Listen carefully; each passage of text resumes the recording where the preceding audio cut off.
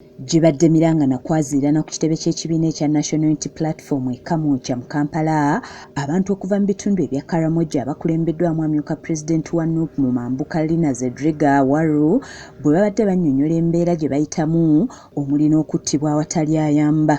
Abakaramoja okuva mu disitulikiti ez'enjawulo ezikola ebbendobendo ly'e Karamoja okubadde n'abayizi okuva mu ssettendekero ez'enjawulo basinzidde eno ne bawa gavumenti ssabbiiti 2 zokka ebenga etaddewo enkyukakyuka mu kitundu gye bava nga bw'eneeremererwa bakukolawo akatiisa nga bayita mu kwekalakaasa. Never experienced this time of the year are people being killed to this extent. It has never happened in my life. Weeks 2 gavumenti wetakola kintu kyonna tugenda demonstrating afenga abantu abakalamoja nga batuuka ku kitebe kya NUP e Karamoja baaniriziddwa amyuka omwogezi w'ekibiina kino Waiswa Alex Mufumbiro era ng'olukalidde batandise okulombojja embeera efuuse ey'entiisa olw'ekitta abantu ekiyitiridde mu kitundu kino nga kati abantu battiŋŋana kyere awatali ayamba. Bakira bakutte ebipande okuli obubaka obw'enjawulo nga bagamba nti embeera y'okulwanagana erese ebizibu bingi mu kitundu kino omuli ekibba nte ekiyitiridde nga n'ab'ebyokwerinda kati nabo baliko emize gye batandise okutuusa ku bakaramoja. So the Gizos just hear a glimpse that you want to be in the opposition, you're already arrested instantly. But whenever they hear that maybe there's something that threatens people's life, they will respond maybe after like 6 hours. To bring an end to these senseless killings. Abazadde bali kufa, abaana bali kufa, abakyala bali kufa, abamu babarepinga, abamu babakuba. Abamu ku bo wakati mu kwogera balemereddwa olwo ne bayunguka amaziga bwe babadde boogera ku bantu baabwe abazze nga basanjagibwa. It's called Abim. In the last 1 week we have lost 10 people. That is not to count the number of days or weeks back. Most Karamojans are staying in the lives of no help, and all they can do is to go raid their fellows to get a living or to earn a living.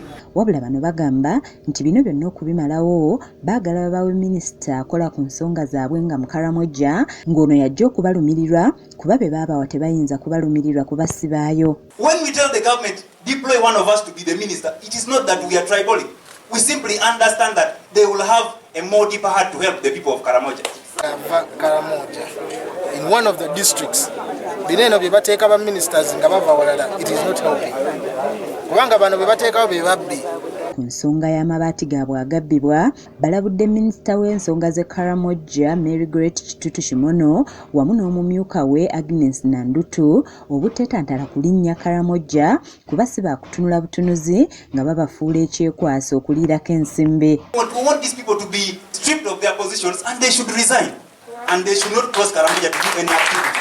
You cannot steal from us, pull us, make the situation escalate, and then you come to us again. Ye amyuka omwogezi wa NUP Waiswa wano wasinzidde n'ateeka ebitongole by'ebyokwerinda ku nninga wamu ne kkooti obutakoma ku baminisita abasatu bokka abaakwatiddwa wabula abalala bonna abaasongeddwamu ennwe bakwatibwe era bavunaanibwe. Omuwabi wa gavumenti ne poliisi nti ku luno temukola selective prosecution naye mukole collective prosecution kubanga mwagenze ne mukwata muganda wani wa Kitutu eyasanga ebbaati nga Kitutu aleeseeka kakitegeeza nti ne Kasajja empewo gwe zaatwalira amabaati mu lujjalwe naye n'agamanya nga mwegali n'atagaza n'agalinda tukube enduulu naye mukole ki mumukwate. Anita Amonga yagagabula n'agagabula abeewuwe naye mukole mutya mumukwate kuba n'abantu bano bonna betugamba nti mukwate tekuli alina immunity ku bubbi tekuli mu constitution gwe bagambanga nti omuntu wanaabanga sipiika